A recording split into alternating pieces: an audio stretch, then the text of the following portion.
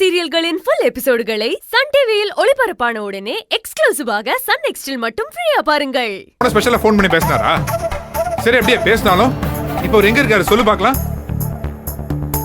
மாமா, தயவு செஞ்சு டென்ஷன் ஆகாதீங்க. நான் சொல்றத கொஞ்சம் பொறுமையா கேளுங்க. நான் சந்தேகப்பட்ட மாதிரி உங்க பெரியப்பா தான் ஈஸ்வர் மாமாவை அடிச்சு போட்டு ஒரு இடத்துல கட்டி போட்டு வச்சிருந்திருக்காரு. ஏய் ஏய், என்ன விளையாடுறியா நீ? எங்க பெரியப்பா ஈஸ்வர் அண்ணாவை அடைச்சு போட்டிருக்காரா? நீ சொல்றதெல்லாம் நாங்க நம்பணுமோ? இந்த பாரு அருவி, எல்லாத்துக்கும் ஒரு லிமிட் இருக்கு. இதோட நிறுத்திக்க சொல்லிட்டேன். இத பாருங்க, நீங்க என்ன வேணாலும் சொல்லிட்டு போங்க. அத பத்தி எனக்கு கவலையே இல்ல. எனக்கு தெரிஞ்ச உண்மையை நான் சொல்லாம இருக்க முடியாது. அந்த நாராயணமூர்த்தி பூசாரி வீட்டுக்கு போய் அவரை கொன்னுடுவேன்னு சொல்லி மிரட்டி பூசாரிய ஸ்டேஷன்ல இருந்து துரத்தி விட்டுருக்காரு. அப்படி அவரை மிரட்டும் போது ஈஸ்வர் மாமா அவரை பாத்துட்டாரு. நாராயணமூர்த்தி தான் என் அப்பா சண்முகத்தை கொலை பண்ணாருன்னு, என் அம்மா நல்லவங்கன்னு ஈஸ்வர் மாமாக்கு தெரிஞ்சிருச்சு.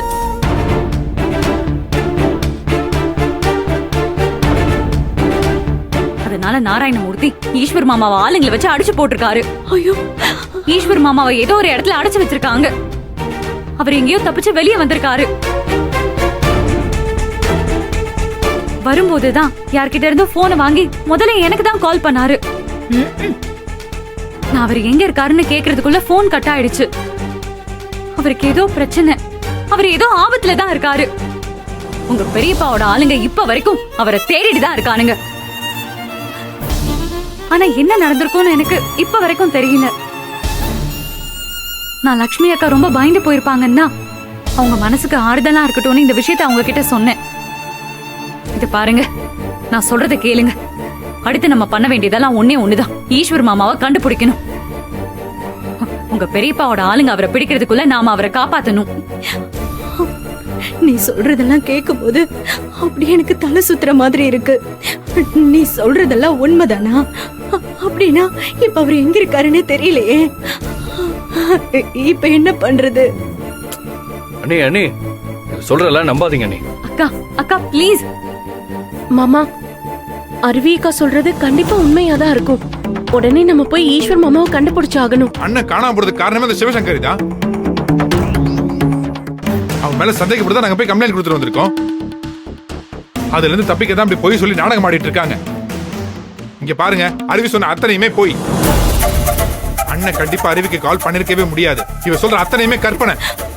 மாமா, ஈஸ்வர் மாமா நல்லா இருக்காருன்னு அருவியக்கா சொல்றாங்கல்ல, அத கூட நம்ப மாட்டீங்களா? இவங்க இந்த மாதிரி எல்லாம் பொய் சொல்ல மாட்டாங்க. அவங்க சொல்றது உண்மையாதான் இருக்கும். நம்ம போய் தேடலாம் வாங்க. இல்ல வெண்ணிலா, இவ போய் தான் சொல்றா.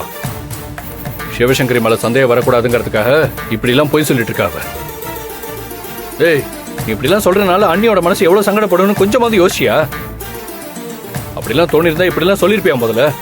இது பாரு அருவி, நீ சொல்ற எங்களால நம்பவே முடியல. முதல்ல இங்க இருந்து கிளம்பு. இத பாருங்க, நான் சொல்றத நம்புறதும் நம்பாததும் உங்க இஷ்டம். நான் லட்சுமி அக்கா கிட்ட இந்த உண்மையை சொல்லணும்னு நினைச்சேன், சொல்லிட்டேன். ஈஸ்வர் மாமாவை நான் கண்டிப்பா காப்பாத்துவேன். லட்சுமி அக்கா, இவங்க கடக்குறாங்க, விடுங்க. நீங்க நிம்மதியா இருங்க.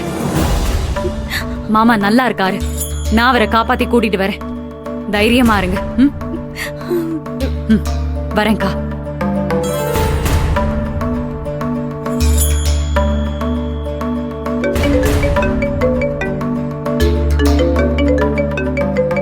ஸ்டேஷன்ல இருந்து கால் பண்றாங்க.